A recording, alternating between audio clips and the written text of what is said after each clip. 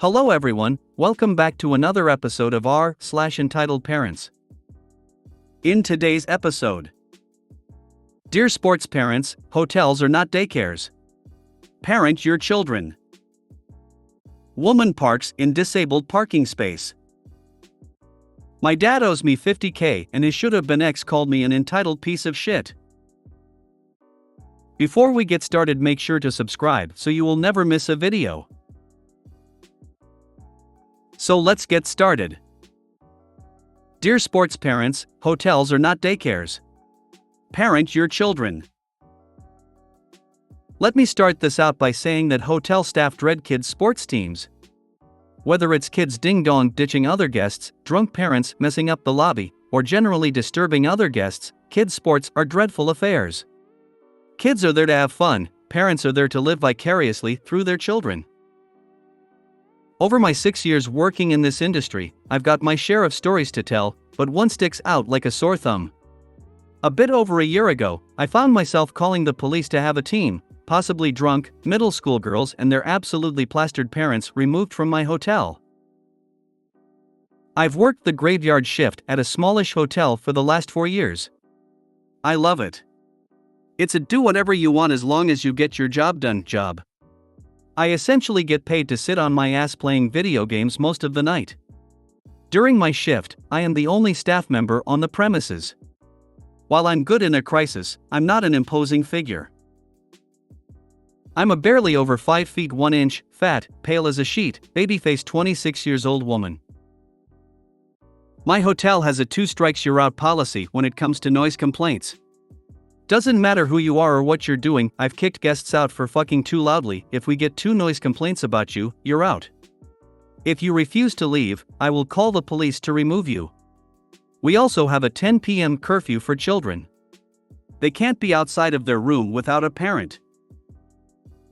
On the night in question, we were hosting several middle school girls' hockey teams for a tournament. While the most of the kids were in bed, there was a group of girls who were wandering the first floor lobby area. When I told them they needed to be in their rooms, they pointed to a group of adults drinking in the lobby and said they were their parents. I went back to my work and thought nothing of it. A little while later, I was on my way to deliver something to a guest when the girls joined me in the elevator, chatting loudly. When I warned them about our noise complaint policy, they just laughed at me. I knew I would be kicking them out when I saw one of them waving to the security camera while I was in the back office. A little while and one noise complaint after that, the girls walked through the lobby with one of their dads and I warned him that I'd have to kick them out if I got another noise complaint, I'd be kicking them out. He laughs. Their parents in the lobby tell me they have no idea who those girls were.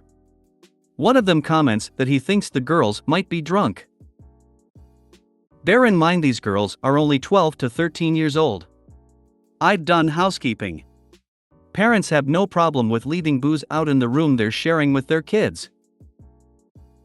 Not long after comes the death knell, the second noise complaint. I grab my phone and head up. Get to the room and it's just the 6 girls and no parents. I tell the girls I need them to take me to their parents because I'm kicking them out. One of them calls their mom and tells her we're kicking them out. I've dialed 911 and am on the phone with an operator, who tells me to walk away from the situation. I go to the elevator, trying to no avail to get one of the girls to come with me and take me to her parents. I should note that there are 6 girls and 6 parents. Moms will be referred to as M1-3 and dads will be Ed1-3. One of the moms walks up to me while I'm headed to the elevator. M1, I can see you're having some issues right now. You just need to calm down. Me, no, your families need to leave. M1 continues to try and comfort me about my personal issues on the elevator ride down. I get off the elevator and find myself backed against a wall by 6 drunk, angry parents. M2, my daughter said you put your hands on her and she has video. Ed1, we're paying X amount of money to stay here. M3, look, I can tell you're young and I'm much older than you. Ed2, I want to talk to you manager. Me, I am the manager. Slight fib, but I am the most senior person on staff at the moment. All parents continue like NPCs with only 3 dialogue options each. Now that one of them thinks I put my hands on her child, I'm scared shitless I'll get hurt if I make a wrong move. I eventually manage to slide along the wall and have a clear path to the front desk. Bolt to the back office, lock the door, and wait for the cops to arrive. 2 officers arrive. One comes to the back office and I give him a rundown of the night.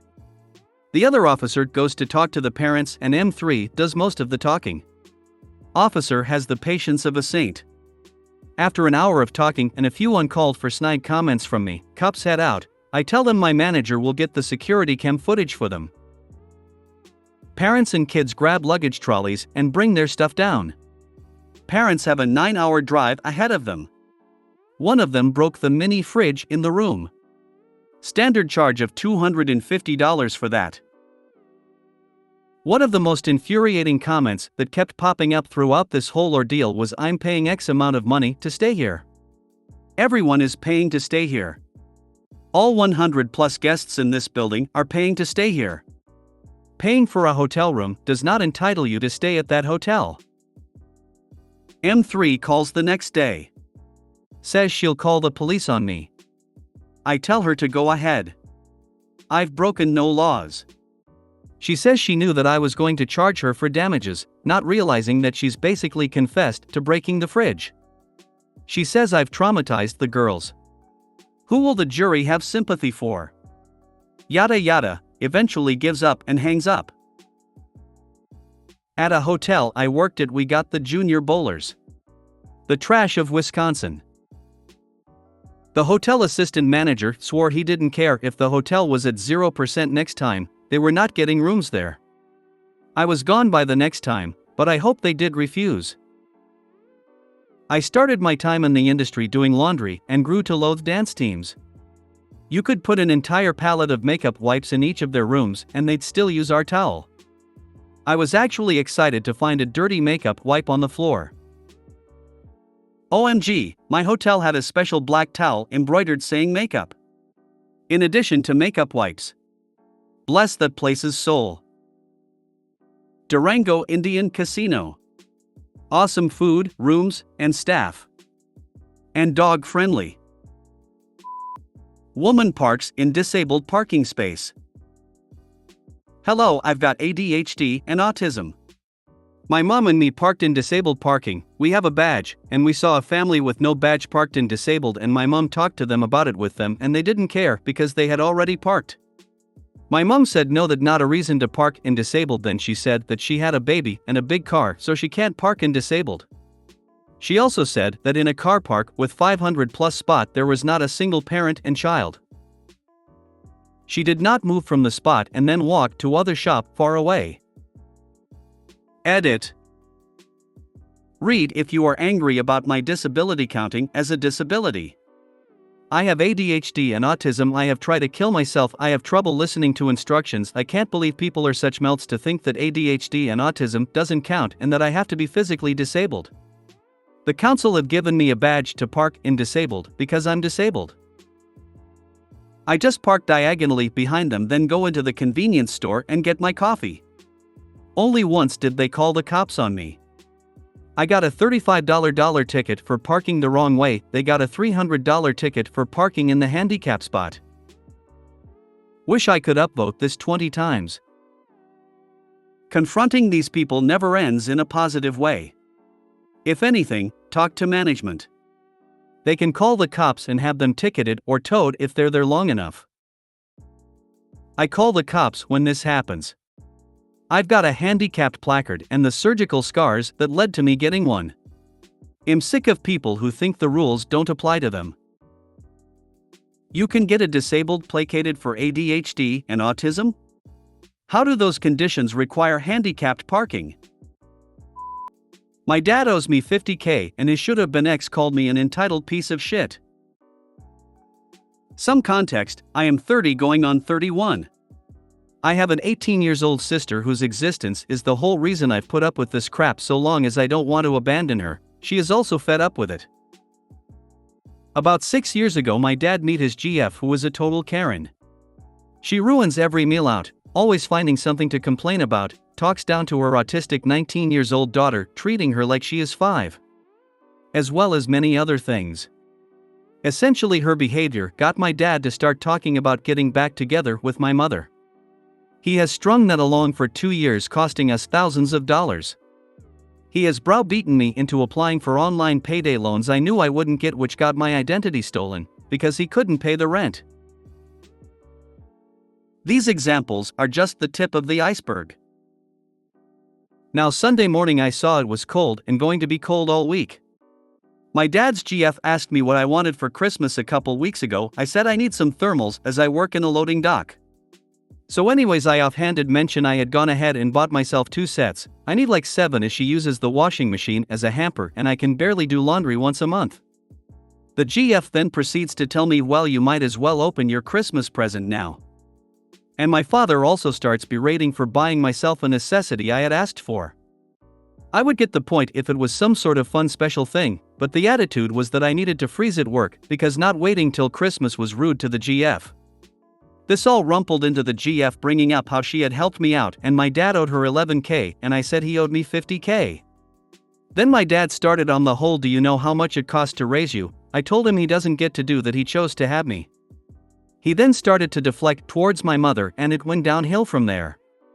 He forbids us from asking him about shared finances in front of GF and is always around her or out running his business, so he yells at me for calling and asking for the money he owes me for the month while he is working, and goes on about how he wants to buy a house. Essentially, it's become I'll pay my portion after I buy a house and all my big boy toys. The next day I had to come home from work because the calling me an entitled piece of shit set off my mild autism and I was up all night and almost hitting people with the forklift. I am done. Me and my sister are moving out ASAP and I'm cutting contact. Thanks for reading. If you want clarification or I posted this in the wrong sub, go ahead and tell me, and please suggest where I should post it. PS Reddit reader, guys, don't do videos with this story yet. If part of it ends up in a Facebook reel, I could be in deep shit if my dad sees it. Your dad stole your identity so he could take out loans? No, couldn't pay the rent, made me put my info into online payday loan apps and give home my info so he could fill some out. He fraudulently claimed I worked for his company on some of them. Later, someone opened a Chime account in my name and someone else used my info to make a fake ID and is using it to buy Sudafed. I filed police reports and froze my credit, but now the bankruptcy I need to file is going to be more complicated as collections can't be added to frozen credit, so I will have to track them all down. I also now have to get my driver's license number changed. I hope you'll be able to make a clean break. Can you sue your father for that money somehow, or does the scammy way by which he drained you financially make that impossible? Get out as soon as you can and make sure your identity is secure. If he applies for a loan in your name after you have moved out and cut him off, that would be the time to take him to court for fraud. Hopefully you and your sister can get out and dump him. Until he gets out of the fog, he will keep dating this POS and believing her BS. So, your best bet is to cut both of them out of your life. Even when he does dump her, it will take a while before I would trust him, because not all of his crap can be blamed on her, most of it must still fall in his lap, because he could have used his brain and not done some of the things he did. If you made it to the end of the video, thanks for watching. Don't forget to like, subscribe and share, and we will see you in the next video.